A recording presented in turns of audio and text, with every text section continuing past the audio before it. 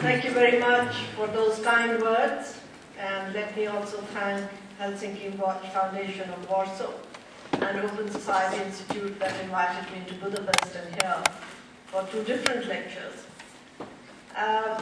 When I heard the commentary given on myself, I also remembered the remarks that a journalist made to me this morning. And he said, "So after doing all that, so what?" And I really thought, yes, so what? Because there are many questions that I have to answer. Where we are today, not only in Pakistan, but throughout the world in terms of advancement of human rights.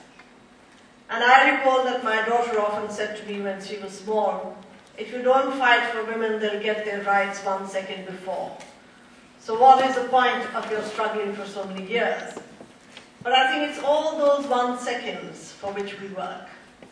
We are nothing but just drops, very tiny drops, into everything that goes into building human dignity. And let me assure you that I come from a very small place, Pakistan, and I call it my poor Pakistan sometimes, because we are always in trouble.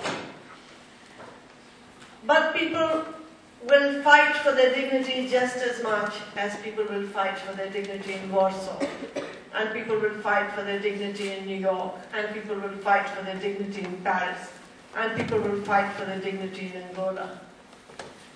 During my work as a UN Special Rapporteur, which has been for 11 years, I particularly had this advantage of meeting people at a very grassroots level in various parts of the world. And I found that what we share is a kind of aspiration for rights and freedom that all of us do.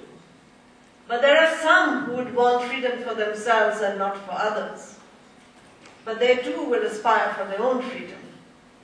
And secondly, what we share is a common fate as long as we live in this globalized village. Most particularly, I thought so today while I was walking out in this cold weather, that while you were getting your freedom here in Warsaw, which you well deserved, which you truly deserved, we were being subjected at that point of time to religious militancy and religious intolerance of the highest account. And why I say this is because I would like to trace back, because I'm a bit confused what my topic was. I think it is the various interpretations I've got of my topic. But I think it is founded in Pakistan, and it is founded on religious intolerance or religious fundamentalism or religious militancy, but it is about Pakistan. And you hear of Pakistan all the time in the news, and you must wonder where I come from. Yes, I do come from a country where we do suffer a lot of violence nowadays. That there are bomb blasts, that there are people screaming, that there are dead bodies.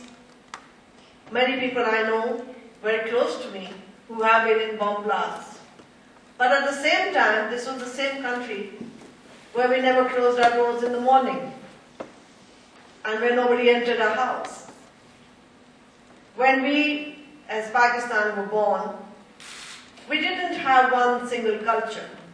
We are not Arabs by culture.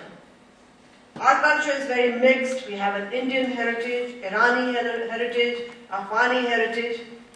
But as such, our society was not a radical Islamic society.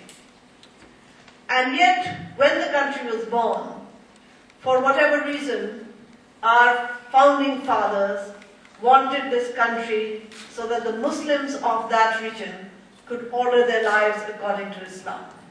Now, all our founding fathers themselves were quite liberal and quite progressive.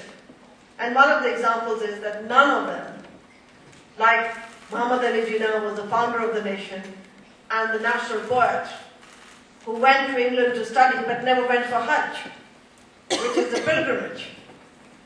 But we see that in the 80s, when Islamization gets institutionalized at the state level, and I've known many colleagues of mine who worked with me in the Human Rights Commission elevated to the bench, and I've called them up to congratulate them, and I've been told, Justice so-and-so has gone for pilgrimage, And I have wondered that why has Justice so-and-so waited for so long to go for pilgrimage when he could have gone very well as a successful lawyer as well.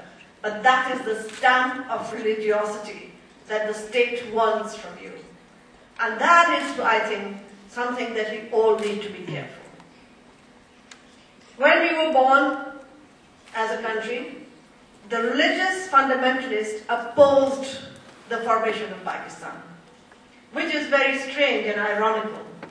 They actually opposed it because they believe in what is called Ummah, that all Muslims of the world should unite. Something is similar to what Al-Qaeda believes in now, that Muslims of the world have to get together and they have to be rulers of the world, except that they were not talking about doing it through force, but they were talking about doing it through preaching, and that is something very different and within their right to do it. After we were born, there were two problems we had. First of all, the country was born with two different sections, an east and a west section. And we could not make a constitution because we could not really reconcile how each section is going to be a counterbalance for the other. And secondly, there was a huge confusion about the role of religion and what religion is going to be in political sense. What is its role going to be? So our constitution ended up being made many, many years later, which said, yes, we will have religion, but it also said, yes, we will have human rights. And more or less left it to, like your constitutional court, to decide whether they want to have the Bible or they want to have human rights. In our case, it was the Sharia or fundamental rights. And this tug of war kept on going for a long time, and so much of it depended which won out, and which got a better flavor than the other, or influenced more than the other, was very much on the state policy. So in the beginning of the years, we had more progressive civilian rulers who stayed for a while, left way, and then we had a military ruler. We've had military rule for many, many years, and who would understand that better than people living in Poland? That what it can do to you. And since the state and the ruler was progressive, I think in a way we were undermining the religiosity of the state. And we saw that two things happened in the beginning. One was that our military leadership went very close to the US and took absolute partisan role in the Cold War.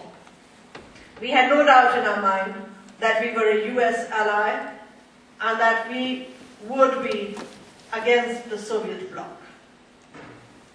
But religion obviously is never enough to keep countries and societies together. And what is better example than Pakistan itself? Because the military in West Pakistan decided to have an operation in East Pakistan because we didn't want to hand them power. We felt that we were the ones who had the wisdom and we had all the sense and looked down upon the Bengalis in an ethnic way. And we felt that ethnically they were inferior to the West Pakistanis. And this, I think, was probably one of the most racist kind of military action that I have seen in that period of time. I mean, our army, our military is very lucky that they didn't have the concept of tribunals those days. Otherwise, there would have been a special tribunal like the Yugoslavia tribunal, trying the generals who have ruled us for so many years for crimes against humanity and genocide. And when we realized that, yes, it really was not religion that has kept us together, we then started to talk about greater Muslimhood and greater brotherhood amongst Muslims.